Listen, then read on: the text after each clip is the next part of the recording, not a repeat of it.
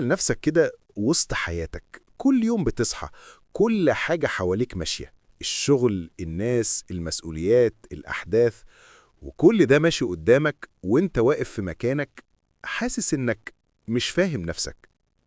يمكن تبص على الناس حواليك تحس انهم عارفين هم عايزين ايه، واخدين قراراتهم بسهولة، وانت حاسس انك تايه. كل مرة قراراتك غلط، كل مرة تحس انك مش قادر تتحكم في مشاعرك. أحيانا تحس إنك ماشي في حلقة مفرغة، كل يوم نفس المشاكل، نفس التوتر، نفس الحاجات اللي بتوجع قلبك من غير سبب واضح.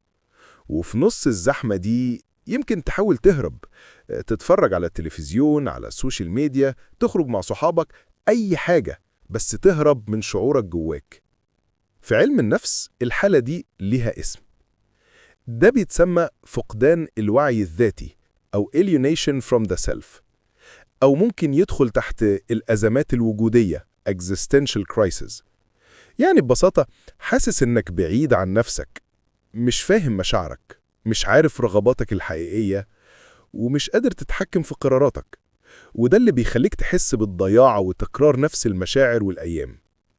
أول خطوة عشان تخرج من الحالة دي هي مواجهة نفسك وبناء وعي حقيقي. أول حاجة هي مواجهة نفسك. تخيل كده قاعد لوحدك، مغمض عينيك، اسأل نفسك: إيه اللي مزعلني؟ إيه اللي أنا خايف منه؟ إيه اللي بيخليني مبسوط؟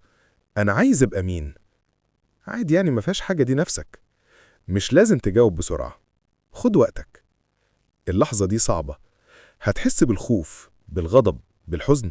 ده طبيعي جدا لأنك طول حياتك كنت بتحاول تهرب من نفسك. تاني حاجة الاعتراف بالشعور، يعني اعترف لنفسك بكل حاجة بتحس بيها. أنا حاسس بالحزن، أنا خايف، أنا متضايق. بس مجرد ما تعترف بيه هتحس براحة شوية، وعقلك هيبدأ يشتغل صح. تالت حاجة تحليل السبب. اسأل نفسك: ليه حاسس بالشعور ده؟ إيه السبب الحقيقي ورا الغضب أو الحزن؟ ساعات بيكون الشعور مؤقت بسبب ضغط أو عادة أو ناس حوالينك. بعد كده التعامل مع الشعور، مش معناه انك تكبت اي حاجة، لكن تبدأ تتحكم فيه بدل ما هو يتحكم فيك.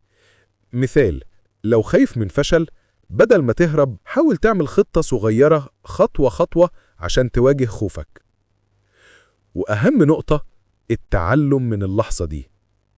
كل شعور ليه درس، ممكن يعلمك تعرف أولوياتك، أو تبعد عن ناس ضايعة، أو تحط حدود لنفسك، أو تكتشف قيمك الحقيقية.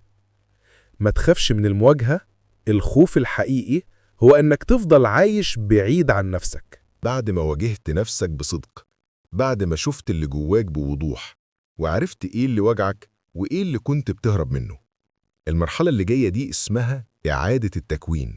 يعني تبدأ تبني نفسك من جديد، بس المرة دي على وعي مش على صدفة. أول خطوة فيها هي التنقية. تخيل حياتك كأنها أوضة مليانة كركبة، حاجات كتير ملهاش لازمة بس واخدة مساحة. ابدأ واحدة واحدة تنظف. مش كل حاجة تستاهل تفضل.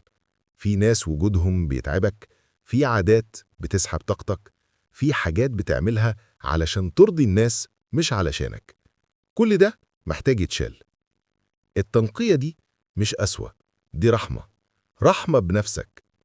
كل مرة تبعد عن حاجة مؤذية بتقرب من نفسك أكتر.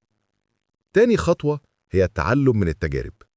كل موقف عدى عليك، حتى اللي وجعك، كان فيه رسالة. بس ساعات الألم بيخلينا مش شايفينها. ارجع كده في ذاكرتك، شوف إيه اللي اتكرر، إيه اللي وجعك أكتر من مرة. يمكن الدرس مش في اللي حصل، لكن في رد فعلك. كل مرة تسكت وإنت المفروض تتكلم، كل مرة تختار اللي يوجعك، كان فيها رسالة بتقولك كفاية. اكتب، افتكر، راجع نفسك، لأن الوعي مش بيجي من الكلام، بيجي من الفهم. بعدها هتيجي مرحلة إعادة التواصل مع نفسك.